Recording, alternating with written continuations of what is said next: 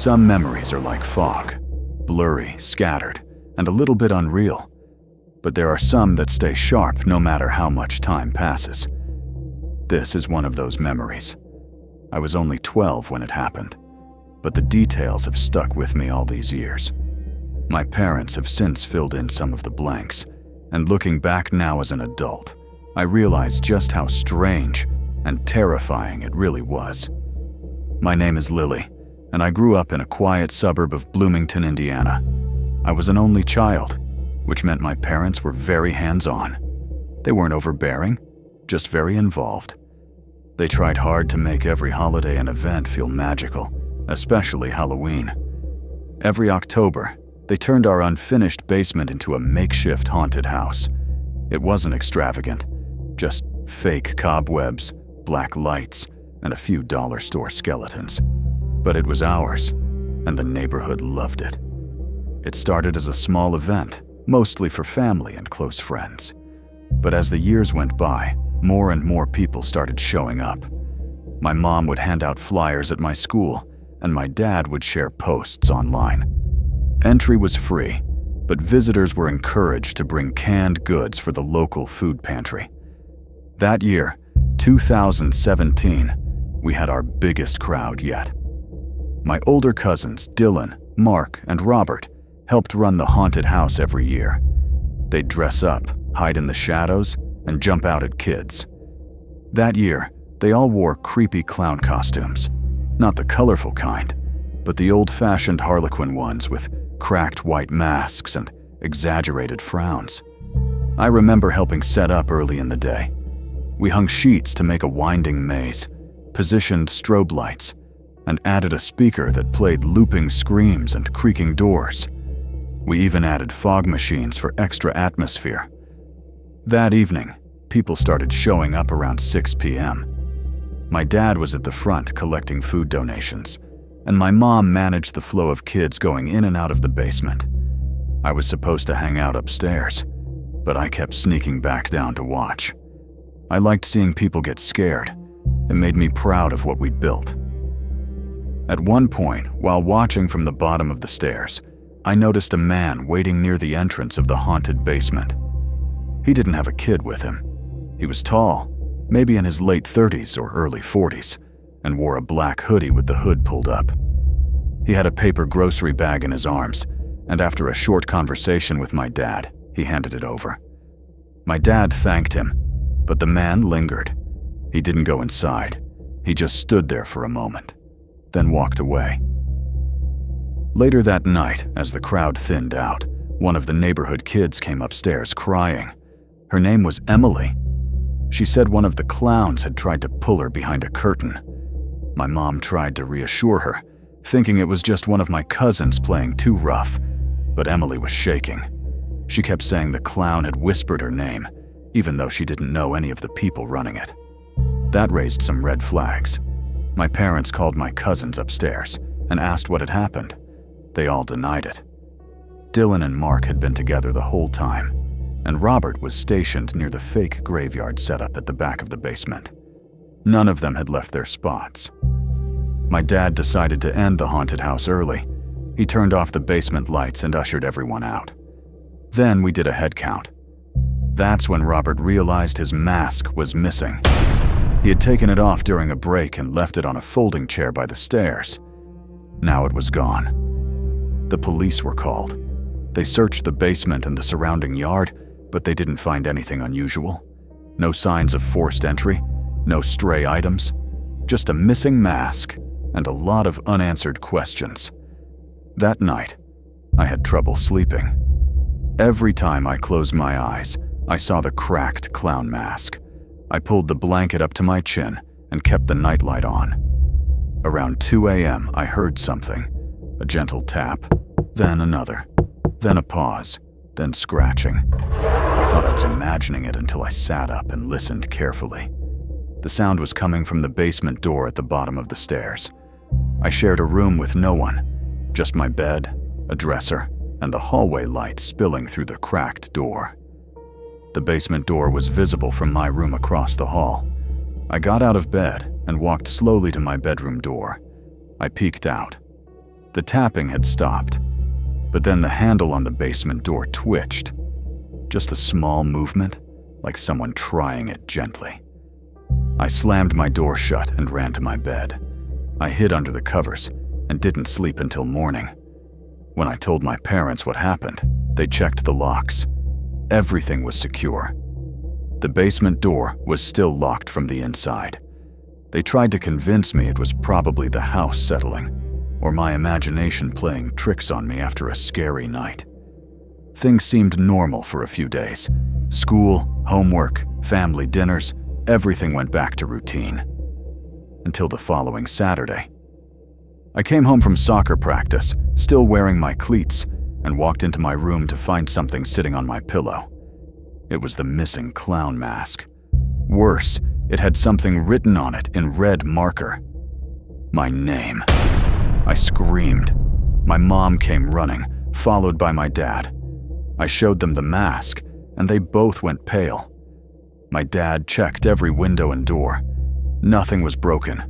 There were no signs of forced entry, but someone had been inside. We called the police again. They dusted for prints, questioned the neighbors, and reviewed the footage from the single security camera we had above the front door. Nothing. After that, my parents installed a full alarm system, added motion lights, and put new locks on every window. I wasn't allowed to be home alone for a while. My cousins started walking me home from school. Halloween decorations were boxed up early that year. A few weeks later, I started hearing things again. Not every night, but enough to make me anxious. Tapping on the windows, creaks in the hallway. Once, I heard something fall in the basement, like a chair tipping over, even though no one was down there. My dad checked every time, but he never found anything. Eventually, the incident stopped. Life went on. But I never forgot that fall, that mask, that scratching. I kept a flashlight under my bed for years. I triple-checked window locks. I couldn't even look at clown costumes without feeling sick. A few years later, I moved away for college. On one of my visits home, I asked my mom if they ever figured out who the man with the hoodie was. She shook her head. "Not a clue," she said. "But I'll tell you this. After that night, we stopped inviting strangers. Sometimes when I'm visiting my parents and I walk past the top of the basement stairs, I swear I still hear that soft tap on the door below. And I never look too long at the shadows." Before we dive into the next story, if you're here for the first time, please consider subscribing to our channel and clicking the bell icon so you won't miss any of our upcoming stories. Your support truly encourages us and helps this channel continue to grow. And don't forget to share these stories with your friends and family. Thank you.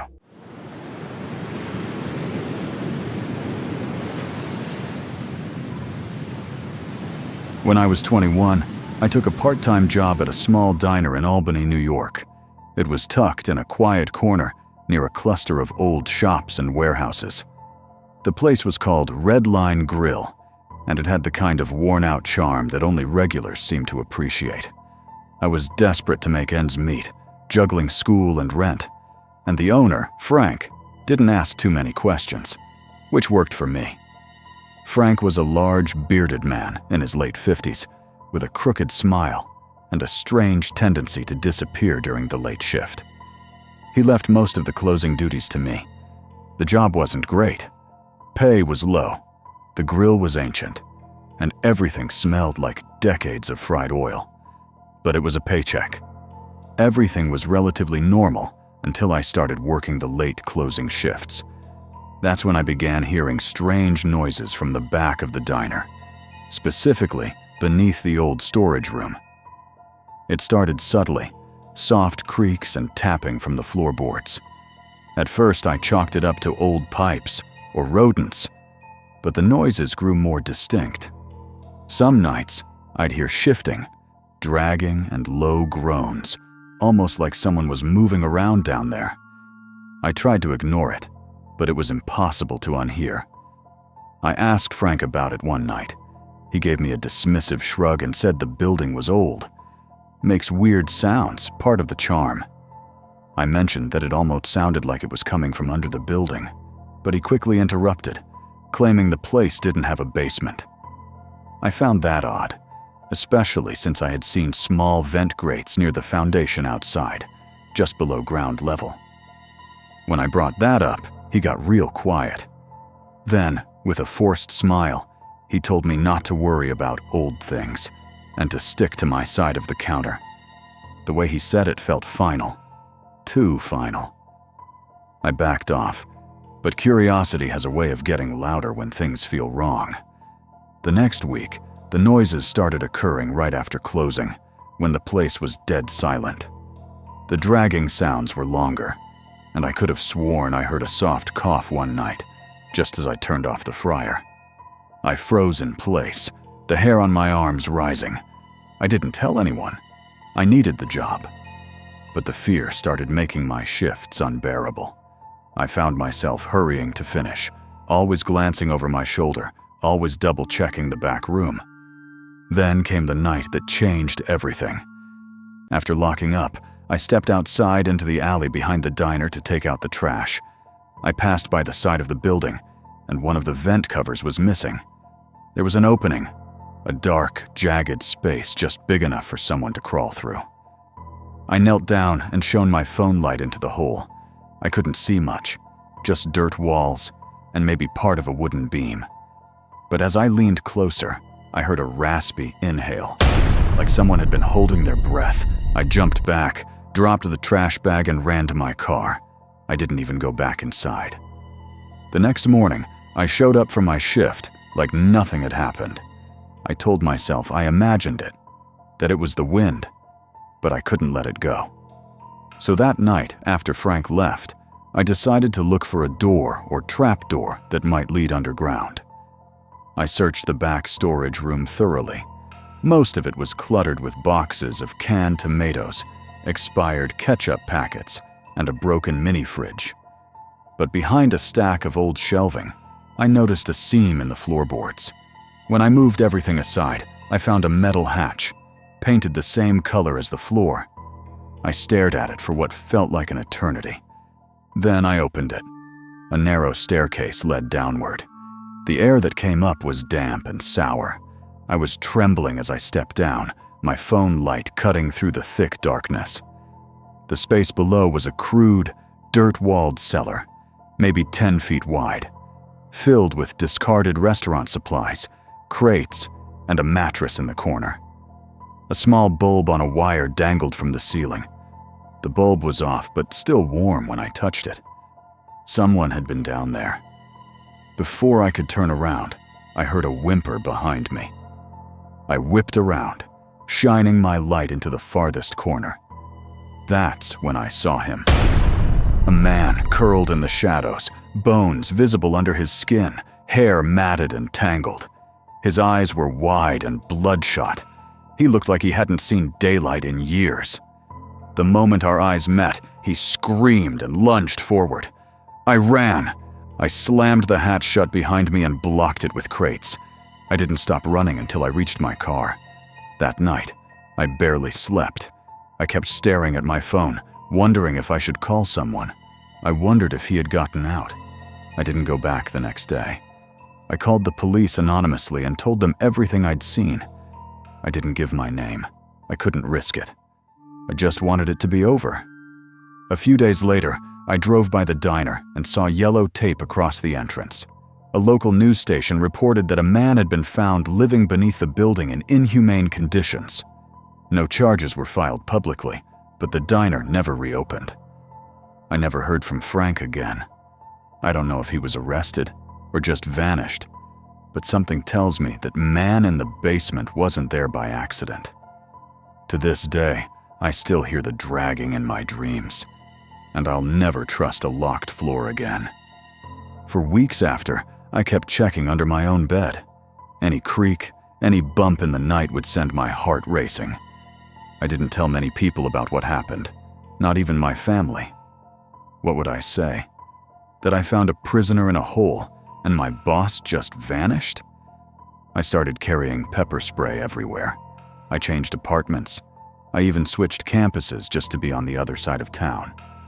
But still, every time I pass an old building, especially ones with boarded-up windows or heavy steel doors, I can't help but wonder who or what might be underneath. Months passed. Life returned to something like normal. I focused on classes, made new friends, and tried to forget. But sometimes I still think about that hatch, how it was so well hidden, how Frank had said the diner had no basement. It makes you wonder how many other places are hiding secrets just below the surface, and how many people are willing to pretend they don't hear the noise just to keep the lights on.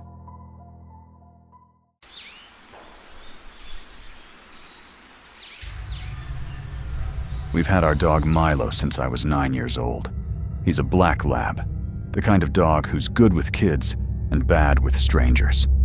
Loyal, protective, but never aggressive, unless he senses something is really wrong. For most of his life, he's loved sleeping in the basement. It's the coolest part of the house in the summer, and where his crate and toys were. Every night before bed, he'd trot down the steps without hesitation, curl up near the furnace, and be out until morning. But about 2 months ago, that changed. It started small, just a bit of hesitation at the top of the stairs. Milo would stop just short of the first step, sniff, then look back at us as if waiting for some kind of approval. At first, we thought it was just aging nerves. He's getting older, and maybe the stairs were hurting his hips. But then we noticed something stranger. Once he got downstairs, he'd avoid the furnace area entirely. Instead of sleeping in his usual corner, he'd stay close to the bottom of the stairs, sometimes even sleeping on the first step. A week after that started, Milo refused to go into the basement at all. It was bizarre. He'd dig his heels in, whine, and even bark if we tried to coax him. This wasn't normal behavior. We thought maybe there were mice, or something had spooked him. My dad set some traps just in case, and even had pest control come out, but they didn't find anything. After a few more days of Milo sleeping upstairs, my parents gave in and let him sleep in the laundry room. It wasn't ideal, but we didn't want to stress him out. Around the same time, we all noticed the basement just felt off. The air down there was colder than usual, and not in a refreshing way, more like the cold you feel walking into a freezer. It had a smell too, faint but metallic, like rust and damp earth. My dad said it was probably a leak from the water heater, but a plumber came and found nothing. One night, I was up late finishing a paper. Everyone else was asleep, and the house was dead quiet. I went to the kitchen to get some water, and as I passed the basement door, I heard something. It was subtle at first, a soft, shuffling sound, like something being dragged across concrete. I paused, listening. Then came a low creaking, followed by what sounded like a whisper. I couldn't make out the words, but the tone made my skin crawl. I opened the basement door and peeked down, flicking on the light. Nothing. Just the usual clutter. Shelves of boxes, our old couch, the laundry machines. But that feeling of something watching me never went away. A few nights later, my younger brother swore he saw someone standing at the bottom of the stairs. He had gotten up to use the bathroom and saw movement through the cracked door. When he looked down, he said he saw a tall figure retreat into the shadows near the furnace. We laughed it off at first, but he was shaken up. He insisted it wasn't a dream.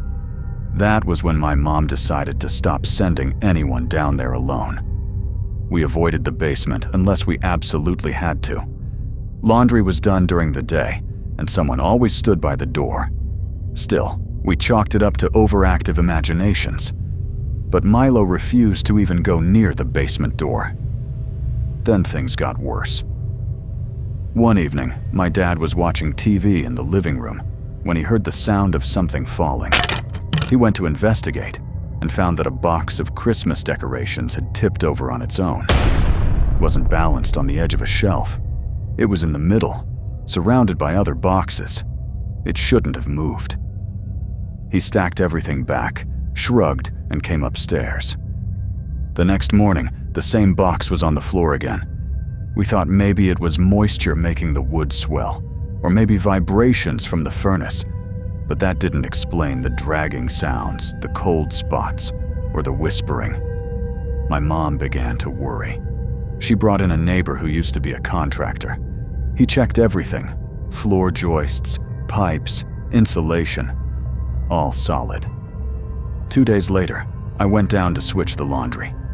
As I was folding towels, I heard Milo growling upstairs. Not barking, growling low and long like he was warning someone. I figured he heard the mailman or saw a squirrel, but then he started barking furiously. I raced up the stairs to find him standing in front of the basement door, teeth bared, hackles raised. I tried to calm him down, but he kept barking at the door like someone was on the other side. That night, none of us slept well. We kept hearing bumps and light creaks coming from the floorboards above the basement. My dad even got up and checked the locks twice. Finally, I decided to see what was really going on. I told my parents I'd set up an old baby monitor in the basement, the audio kind, not the camera. They agreed. I placed it near the furnace and turned it on before heading to bed. Around 2:13 a.m., I woke up to the sound of static. Then, clear as day, I heard heavy breathing, slow, deliberate, followed by what sounded like a dragging chain. I shot up in bed, heart racing. I turned up the volume, trying to convince myself it was interference. Then came the whispering again. I couldn't understand the words, but it sounded closer now, as if it was right beside the monitor. Then, suddenly, it stopped. Complete silence. I waited. Nothing. I didn't sleep the rest of the night. In the morning, I checked the basement. Everything was still in place, no signs of anyone breaking in. But the monitor had been unplugged, not knocked over. Unplugged from the wall. That was it. My dad called the police. They came and did a thorough check of the basement, the crawl spaces, even the storm doors. No one. No evidence of entry. But when they left, they suggested setting up security cameras, just in case. We did. One camera was set up in the corner opposite the furnace, another by the door. That night, we all sat in the living room watching the live feed. Nothing happened for hours. Then, just after midnight, we saw something. A tall, thin shadow moved past the furnace. It wasn't a trick of the light. This thing blocked out objects behind it as it moved. It didn't have distinct features, just the shape of a person. It stood for a moment, then drifted back into the shadows. My mom gasped. My dad froze. I tried to rewind the footage, but the live feed glitched, fuzzed, and went black. We called the police again. This time, they took it more seriously. They checked everything again and advised us to stay out of the basement until we could figure out what was happening. Over the next few days, things escalated. We'd find cold spots in the hallway above the basement. Doors that were locked at night would be open in the morning. The dog refused to leave our side. Then, one afternoon, my mom went down to grab the ironing board. She screamed. We rushed down and found her standing in front of the furnace, pale and shaking. There was a set of handprints on the wall, long, narrow fingers smudged in soot. Too high to be a child's, too big to be anyone we knew. We left the house that night and stayed with my aunt. Eventually, my parents brought in a local historian and a paranormal researcher. Turns out the house was built on land that once had a factory, burned down in the 1920s. Records were vague, but several workers had died in the fire. The furnace, they said, was located right above where the original boiler had been. My parents never believed in the supernatural before, but after everything we experienced, they decided to move. We sold the house a month later. I don't know who lives there now, and I don't want to. Sometimes I still hear faint whispers if I'm home alone, even in our new place. And Milo? He still won't go near a basement. Not ever again.